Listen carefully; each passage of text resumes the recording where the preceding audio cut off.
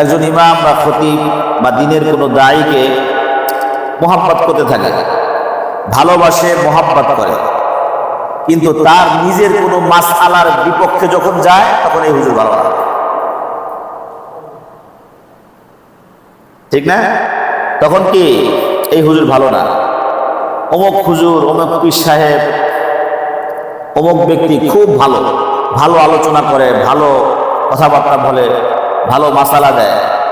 বউ ছেড়ে দিছে, হুজুর কাছে দৌড়ে আছে, হুজুর বউ তো 3 তালাক দিয়ে দিছি, তালাক হয়ে গেছে, তখন এই বউর সাথে ঘর সংসার করতে পারবা না, বউ আলাদা চলে যাবে, বউ বাপের বাড়ি যাবে না। এমন এই হুজুর ভালো না। হুজুর আপনি কন যে 3 তালাকটা তুমি 1000 তালাক দাও, বউ তোমারই আছে, ঘর সংসার করো, তাহলে হুজুর ভালো। তাহলে কি হুজুর ভালো? সুদ খাইতে খাইতে পেট মোটা হয়েছে, দেহ মোটা হয়ে গেছে, চামড়া গুলা গন্ডারের চামড়ার মতো হয়ে গেছে। আপনি বলবেন সুদ হারাম, এই তুমি যে সুদ খাও, আপনি যে সুদ খান, এ তো মায়ের সাথে জিনা করার মতো গুনাহ, আপনি ভালো না।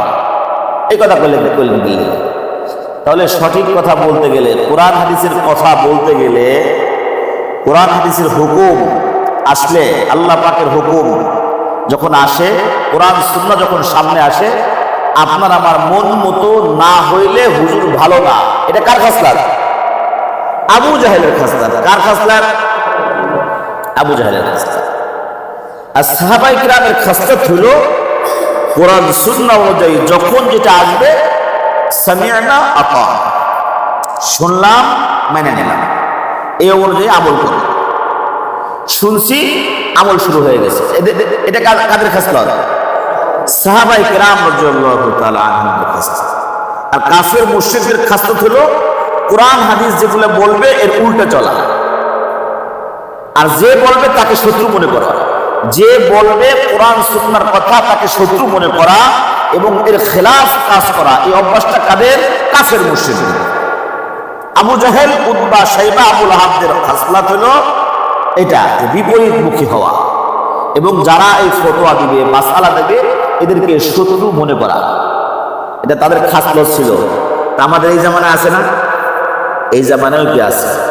হক কথা বললে পরে আয়না ঘর, হক কথা বললে পরে 14 শিখ, হক কথা বললে পরে কেন্দ্রীয় কারাগার অথবা কাশিমপুর, নইলে ওই যে কি জানি একটা আছে জিঞ্জিরা। কোরআন হাদিসের হক কথা বল, আচ্ছা আপনি মানতে পারেন না পারেন, আপনার অসুবিধা কি? শোনেন, না মানলে নামাজ পড়া তো ফরজ, নামাজ পড়া ফরজ না, আপনাকে তো বলবো আপনি ফরজ নামাজ পড়েন না কেন? পড়েন। তা বলে কি আপনি আমার শত্রু হবেন না?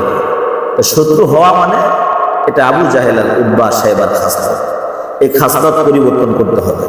এজন্য হক কথাগুলা, কোরআন সুন্নাহর হক কথাগুলা, এটা বলা, এটা নবীদের কাজ। আর এই কোরআন সুন্নাহর হক কথাগুলা বলার সাথে সাথে মানা, এটা সাহাবায়ে কিরামের কাজ। আর এগুলোকে উপেক্ষা করা, অ্যাভয়েড করা, এই সমস্ত খাসলত হইল কাফের মুশরিকদের কাজ, এবং তাদেরকে হত্যা করা, শত্রু মনে করা, এটা কাদের খাসলত? কাফেরদের খাসলত। এজন্য কোরআন এবং হাদিসের কথা যদি কার শোনার পরে যদি গা জ্বলে, তাহলে বোঝা লাগবে যে এটা আবু জাহেলের উত্তরসূরি। এটা কি ভাই? ফ্যানটা ছেড়ে দাও, আমি দিয়ে দিচ্ছি।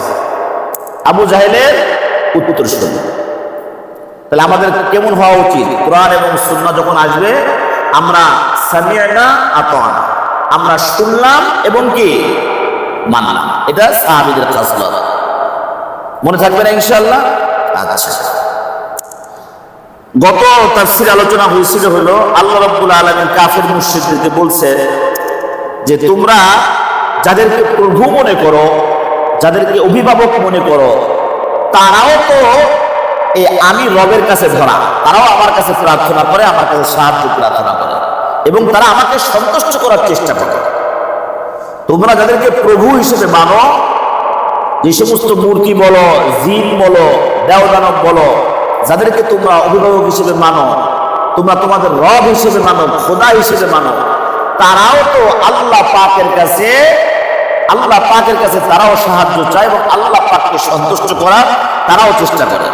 এই আয়াতের মধ্যে এই কথাটা কেন আসলো? কারণ কিছু কাফের মুশরিকরা কিছু জিন জাতিকে তার জিন জাতির ইবাদত করত। ওই জিন জাতি একটা সময় যায় জিন জাতিগুলো মুসলমান হয়ে গেছে। মুসলমান হয়ে গেছে মানে কি, এখন আল্লাহর কাছে মাফ চায়, আল্লাহ ভুল হয়ে গেছে মাফ করে দাও, আযাব গজব দিও না, আল্লাহ জান্নাত চাই, জাহান্নাম থেকে মুক্তি চাই। সেই জিন জাতিগুলো ওগুলা আল্লাহর কাছে প্রার্থনা করে। আল্লাহ পাক বলেন, তোমরা যে জিন জাতিকে, তোমরা যে দেও দানবকে তোমরা প্রভু হিসেবে মানছো, তারাও তো আমি রবের কাছে প্রার্থনা করে এবং সাহায্য চায়, আমাকে সন্তুষ্ট করার চেষ্টা করে। আর তোমরা যখন বিপদে পড়বা, আযাব আর গজব আসবে, এদেরকে দায়িত্ব, কেউ তোমাদের কোনো উপকার করতে পারবে না। পারবে? পারবে না। মক্কার বড় বড় কাফের, এর মধ্যে কি আবু জাহেল, আবু লাহাব, উতবা, শাইবা, এই বড় বড় কাফের যারা আছে, লিডার হল আবু জাহেল। তো নবী আলাইহিস সালামকে তারা তখন বলল যে আপনি যদি নবী দাবি করেন তাহলে আগের নবীদের অনেক মুজিজা ছিল, এরকম একটা মুজিজা আপনিও দেখান। কিরকম মুজিজা? তখন আবু জাহেলের দল বলতে থাকলো যে আগে সুলাইমান আলাইহিস সালাম ছিল, বাতাস তার কথা শুনছে, অল্প সময়ের মধ্যে এক জায়গা থেকে আর একটা রাষ্ট্রের মধ্যে চলে গেছে, বাতাস তার কথা শুনছে, পিপিলিকা তার কথা শুনছে, সমস্ত পক্ষীকুল তার কথা শুনছে। হযরত ঈসা আলাইহিস সালামের মুজিজা ছিল মৃত মানুষের কবরের পাশে যায় আল্লাহ পাকের নাম নিয়ে বলতো কুম বিইজনিল্লাহ, ওই লাশটা সাথে সাথে আল্লাহর জন্য দাঁড়ায় যেত। সুবহানাল্লাহ। এটা কার মুজিজা ছিল? ঈসা আলাইহিস সালামের মুজিজা। কোন কবর অনেক বছর আগের কবর হোক না কেন, ঈসা আলাইহিস সালামের কবরের পাশে যায় দাঁড়াবে আর বলবে কুম বিইজনিল্লাহ, দাঁড়াও, আল্লাহর নামে দাঁড়াও, আল্লাহর জন্য দাঁড়ায় যাও। তো ওই মরা ব্যক্তি দাঁড়ায় যেত, কবর থেকে উঠে যেতে, দাঁড়ায় যেতে। আল্লাহু আকবার।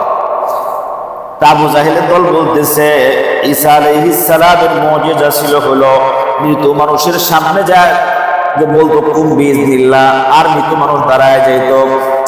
হযরত মূসা আলাইহিস সালামের মুজিজা ছিল তার হাতের মধ্যে একটা লাঠি, ফেলাইলেই বড় বিশাল বড় সাপ হয়ে যেত। ফিরআউনের সমস্ত জাদু করে সাপ সবগুলো মূসার লাঠিতে খায় ফেলছে। নীল নদের মধ্যে যখন গেছে, আল্লাহ পাকের নাম নিয়ে যখন এই লাঠি দিয়ে বাড়ি দিছে, একটা না দুইটা না 12টা রাস্তা বানায় দিছে। এই আবু জাহেলের দল বলতেছে নবী মুহাম্মদ, তুমি যদি নিজেকে নবী দাবি করো তাহলে তুমি একটা কাজ আমাদেরকে কইরা দেখাও, একটা কাজ করে দেখাও। ওই সে কাজটা হলো, আমাদের মক্কার মধ্যে তো মাটি নাই, চাষাবাদ করার কোনো ব্যবস্থা নাই, আমরা ব্যবসা বাণিজ্য করে খাই, সবজি লাগাবে জায়গা নাই, ধান চাষ করবে ব্যবস্থা নাই, সব পাথর আর পাথর। আবু জাহেলের দল বলতেছে মুহাম্মদ, এই সাফা মারওয়া যে পাহাড় আছে, এই পাহাড়গুলো তুমি এখান থেকে সরায় দাও।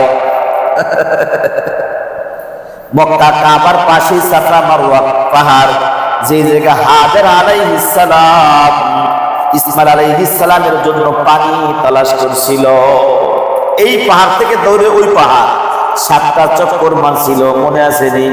এই 7টা চক্কর আল্লাহ পাকের কাছে এত পছন্দ হয়েছে, আল্লাহ রাব্বুল আলামিন প্রত্যেকটা হাজী সাহেবদের জন্য ওয়াজিব করে দিয়েছেন যে হাজেরার এই কাজটা আমার কাছে এত ভালো লাগছে, কিয়ামত পর্যন্ত যত মানুষ এই কাবা তওয়াফ করার জন্য আসবে, হজের জন্য হোক উমরার জন্য হোক, তাদের জন্য লাজিম করে দিছে তোমরাও হাজেরার মতো এই পাহাড় থেকে ওই পাহাড় এরকম 7টা দৌড় দিবা তোমরাও।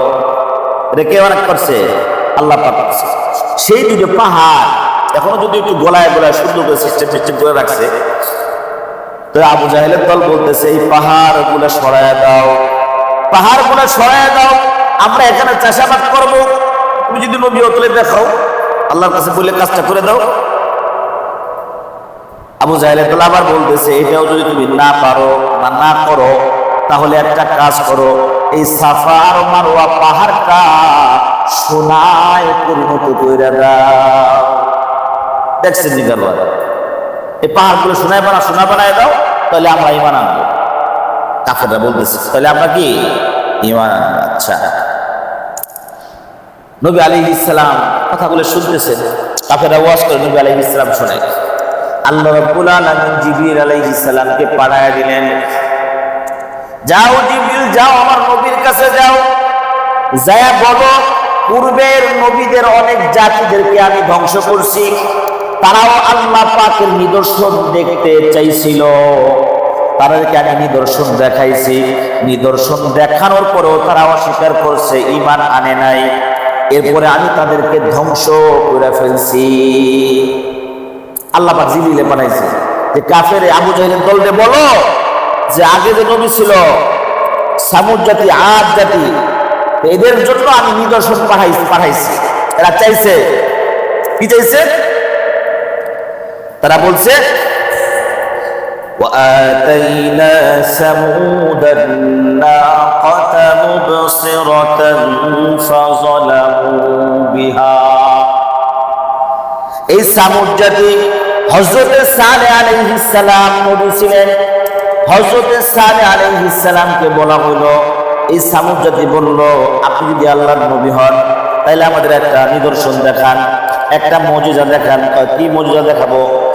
এই দেখেন একটা বড় পাথর দেখা যায়, পাহাড় দেখা যায়, এই পাহাড়ের মধ্য থেকে একটা গাভীর উটনি বের করে দেখান।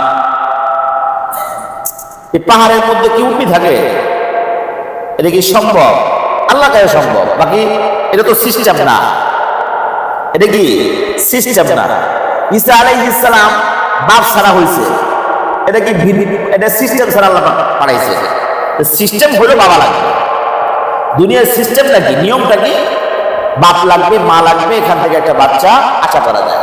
গল্প শুনেন না, একটা এক হুজুর হলো মুস্তাজাবুদ দাওয়া, দোয়া করলেই কি দোয়া কবুল হয়, দোয়া করলেই দোয়া কবুল হয়। এখন মানুষ তার কাছে দোয়ার জন্য যায়, হুজুর আমার জন্য একটু দোয়া করেন, তো হুজুর তার জন্য দোয়া করলে দোয়া কবুল হয়ে যায়, ওই কাজটা হয়ে যায়। এক ব্যক্তি এসে হুজুর আমার জন্য একটু দোয়া করেন, আচ্ছা কি দোয়া করবো বলো? আমার জন্য একটা ছেলে সন্তান হয়, যাও দোয়া করে দিলাম, তোমার ছেলে সন্তান হবে। আবার কিছুদিন পর আবার আসছে, হুজুর একটু দোয়া করেন আমার জন্য। কি দোয়া করবো? আমার জন্য একটা ছেলে সন্তান হয়। আচ্ছা যাও, ঠিক আছে, ছেলে সন্তান হবে তোমার, দোয়া করতেছি আল্লাহর কাছে।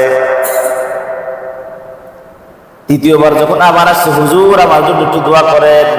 কি ব্যাপার? কারোর জন্য একবার দোয়া করলে দ্বিতীয়বার আর করা লাগে না, দোয়া কবুল হয়ে যায়। এই ব্যক্তি একবার, দুইবার, তিনবার আসলো, তো হুজুরে বলতেছে, বাজার তুমি বিয়ে করছো কোথায়? তো হুজুর বিয়ে তো করি নাই, কিন্তু বাচ্চা চাইতেছে। বিয়ে করে নাই, বাচ্চা দিতেছে, হবে?